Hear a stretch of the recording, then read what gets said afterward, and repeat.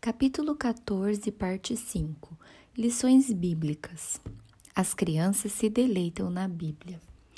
Estamos prontos a acreditar que as crianças não podem se interessar pela Bíblia a menos que suas páginas sejam diluídas, transformadas no inglês descuidado que preferimos oferecer a elas. Aqui está uma anedota sugestiva da infância da senhorita Harrison, uma das duas donzelas Quakers apresentadas a nós na Autobiography of Mary Howitt, a mais conhecida das irmãs. Um dia, entre aspas, ela se viu diante de um cômodo de madeira. Lá avistou uma Bíblia antiga e, ao folhear as suas páginas amarelas, encontrou palavras que nunca tinha ouvido nas leituras habituais da manhã. Os capítulos iniciais de São Lucas, que seu pai não quisera ler em voz alta, e o capítulo final de Apocalipse.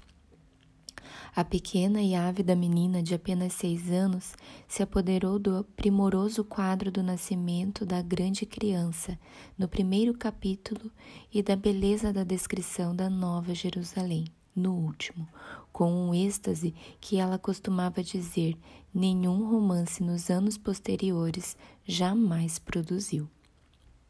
E aqui está uma menção a uma criança de 5 anos. Entre aspas. Todos os dias os pequenos leem comigo os eventos durante a Semana Santa. Z é inexpressivelmente cativante, com seu profundo e reverente interesse, ou quase excitação. É provável que sejamos completamente incapazes de medir a receptividade religiosa das crianças.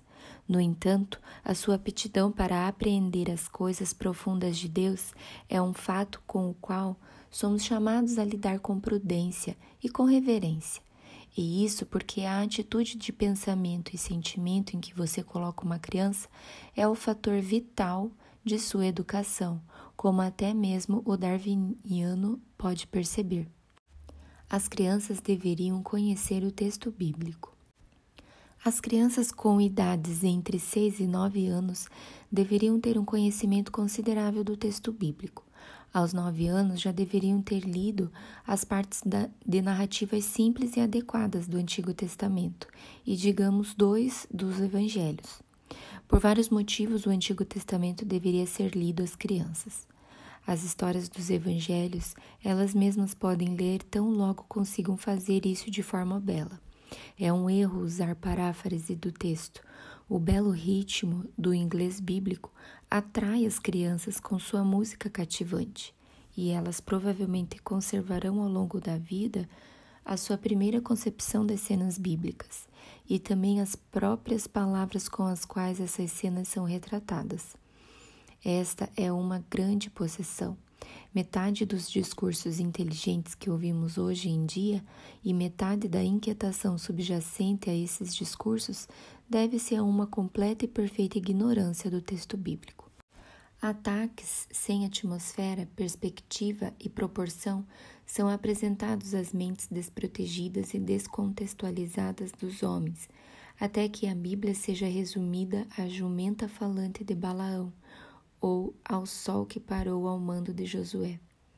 Mas dê à imaginação das crianças um estoque de cenas da história das Escrituras se desdobrando gradualmente, e nutra suas mentes com as palavras ali presentes, e elas passarão a enxergar a partir de um amplo horizonte, dentro do qual as pessoas e os eventos tomam forma em seus devidos lugares e em suas devidas proporções. Gradualmente, elas verão que o mundo é um palco em que a bondade de Deus está continuamente combatendo a obstinação humana, que alguns homens heróicos lutam ao lado de Deus e que outros tolos e teimosos se opõem a ele. O fogo do entusiasmo começará a arder em seu peito e as crianças escolherão o seu lado, igualmente, sem muita exortação ou conversa sobre alguma experiência espiritual específica. Verdade essencial e contingencial. Quanto à questão de tal e tal narrativa ser um mito ou uma parábola, ou uma circunstância que tenha realmente acontecido, tais questões não afetam a mente sincera de uma criança, porque não tem nada a ver com as questões principais. É muito bom trazer às crianças no decurso de suas leituras bíblicas qualquer nova luz que a pesquisa moderna ponha em nosso caminho. Quanto mais pudermos ajudá-las, dessa maneira mais vivo e real o ensino bíblico se tornará. Mas elas podem reivindicar de nós esta graça, que não sejam mais perturbadas por questões de autenticidade em suas leituras bíblicas do que em sua leitura da história inglesa. Deixe que ouçam a história do Jardim do Éden, por exemplo, tal como está escrita. Da mesma forma, podemos inclusive permitir que retenham a história do homem que foi pescar e encontrou uma boa parábola. E isso porque o que importa em ambas as histórias são as verdades essenciais que elas abrangem, e não as meras contingências de tempo e de lugar. É concebível que a pérola de grande valor fosse assunto de conversa corrente naquele tempo, um assim chamado fato, aproveitado por Nosso Senhor como veículo da verdade essencial. Podemos crer que a mente das crianças é, talvez, mais apta do que a nossa para se apropriar e lidar com a verdade. Com o tempo, elas irão distinguir e descartar, se necessário, as circunstâncias contingenciais com as quais a verdade está vestida. Mas sejamos muito cautelosos em nossa própria ação. Lembremo-nos de que nem nós, nem as crianças, podemos suportar a claridade da verdade nua, ou que se, por exemplo, conseguirmos destruir as vestes que envolvem a história da primeira queda, a árvore e seus frutos, a serpente tentadora, a mulher condescendente, não teremos outras vestes à mão para as verdades fundamentais da responsabilidade, da tentação e do pecado. E uma vez despidas, sem as vestimentas às quais poderíamos nos agarrar, as próprias verdades certamente escaparão do nosso alcance. Ao ensinarmos as narrativas bíblicas para as crianças, não precisamos nos esforçar para fazer discriminação entre a verdade essencial e contingencial, a verdade que interpreta nossas próprias vidas e aquela que diz respeito apenas ao tempo, lugar e circunstâncias específicas da narrativa. As próprias crianças irão distinguir e preservar o essencial, enquanto o mero contingencial escapará de sua memória, assim como da nossa.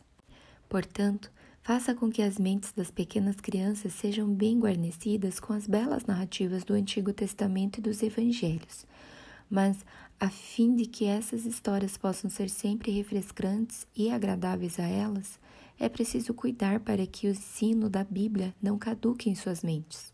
As crianças podem ficar aborrecidas com mais facilidade do que nós adultos, e muitas revoltas já foram provocadas pelo uso indevido da Bíblia, a importunação contínua da criança, até mesmo durante os seus anos no berçário. Mas estamos considerando aqui não a vida religiosa das crianças, mas a sua educação por meio das lições, e suas lições bíblicas devem ajudá-las a perceber, já no início, que o conhecimento de Deus é o principal conhecimento, e que, portanto, as suas lições bíblicas são as suas principais lições. Método das lições bíblicas. O método de tais lições é muito simples. Leia em voz alta para as crianças alguns versículos que cubram, se possível, um episódio. Leia com reverência, com cuidado e com uma expressão apropriada. Em seguida, peça às crianças que narrem o que ouviram de maneira mais próxima possível às palavras da Bíblia. É curioso como elas captam o ritmo da majestosa e simples Bíblia inglesa. Em seguida, converse com elas sobre a narrativa à luz da pesquisa e da crítica. Deixe que o ensino moral e espiritual as alcance sem muita aplicação pessoal. Não conheço melhor ajuda no ensino das crianças pequenas do que o Bible for the Young, de Patterson Smith. O Sr. Smith traz à luz tanto as críticas quanto as pesquisas modernas para que as crianças ensinadas a partir de seus pequenos manuais não fiquem surpresas ao saber que o mundo não foi feito em 6 dias. e, ao mesmo tempo, permaneçam muito seguras de que o mundo foi feito por Deus.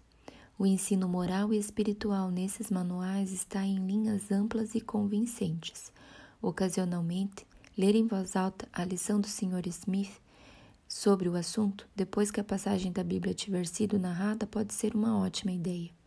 As crianças são mais dispostas a se apropriarem de lições que não são diretamente niveladas a elas, e além disso, a professora pode fazer deste um ensino para si própria pelo interesse com que lê, pelas imagens e outras ilustrações que mostra e por suas observações informais. Ilustrações de obras de arte. As imagens do Illustrated New Testament são ao mesmo tempo reverentes e verdadeiras, uma combinação incomum, e as crianças as apreciam grandemente. Seria bom que elas tivessem em mãos apenas o evangelho que estão lendo, mas ele deveria ser protegido e honrado por uma capa bordada. Uma Bíblia esfarrapada não é uma visão saudável para as crianças. The Holy Gospels with Illustration from the World Master, publicado pelo SPCQ, são admiráveis. O estudo de tais imagens como ali reproduzidas deveria ser uma parte valiosa da educação de uma criança. Não é uma coisa de pouco valor perceber como o nascimento de Jesus Cristo e a visita dos magos encheram a imaginação dos primeiros mestres, e com que grande reverência e deleite eles se detiveram em cada detalhe da história sagrada. Esse tipo de impressão não pode ser obtido em quaisquer tratamentos ou ilustrações modernas. E a criança que o recebe desde os seus primeiros anos terá um substrato de sentimento reverente sobre o qual deverá repousar a sua fé. Mas é bom deixar que as imagens contem a sua própria história. As crianças devem estudar um tema em silêncio por alguns minutos e então, retirada a imagem, devem dizer o que viram nela. Você perceberá que elas não deixam passar despercebido nenhum detalhe reverente ou sugestivo que o artista tenha pensado bem em incluir. As várias publicações da RTS na série By Paths of Bible Knowledge serão consideradas muito úteis pelo professor como ilustrações de pesquisa moderna, em especial as obras Fresh Light from Ancient Monuments e Budget Dillers on the Nile, do professor Science. Recitações bíblicas. A memorização de passagens bíblicas deve começar enquanto as crianças são ainda jovens, com 6 ou 7 anos. É algo com bastante deleite ter na memória um estoque de passagens bonitas, reconfortantes e inspiradoras, e não podemos dizer quando e como esse tipo de semente poderá brotar, crescer e produzir frutos, mas a memorização de parábolas, tais como a do filho pródigo, não deve ser imposta aos filhos como um fardo. A parábola deve ser lida integralmente para eles, de modo a realçar a sua beleza e ternura. E então, diariamente, a professora deve recitar uma passagem curta, talvez 2 ou 3 versículos, e repeti-los por cerca de 3 ou 4 vezes, até que as crianças o saibam. Só então, e não antes disso, a professora deve deixá-las recitar a passagem. No dia seguinte, as crianças deverão recitar aquilo que aprenderam, e assim por diante, até que sejam capazes de dizer toda a parábola. Perguntas para o uso dos estudantes. 1. Ilustre a receptividade religiosa das crianças. 2. Que conhecimento bíblico as crianças de 9 anos deveriam possuir? 3. O que você diria em relação às narrativas bíblicas feitas no inglês moderno? 4. Mostre detalhadamente por que as crianças deveriam se familiarizar com o texto. 5. Que concepção deveria se desdobrar para elas gradualmente? 6. Faça distinção entre verdade essencial e contingencial. 7. Em que situações podemos dizer que as próprias verdades certamente escaparão ao nosso alcance? 8. Por que deve-se tomar cuidado a fim de que o ensino bíblico não caduque nas mentes das crianças? 9. Descreva o método de uma lição bíblica. 10. Que uso você faria das ilustrações? E 11. O que se deve dizer quanto à memorização de passagens bíblicas?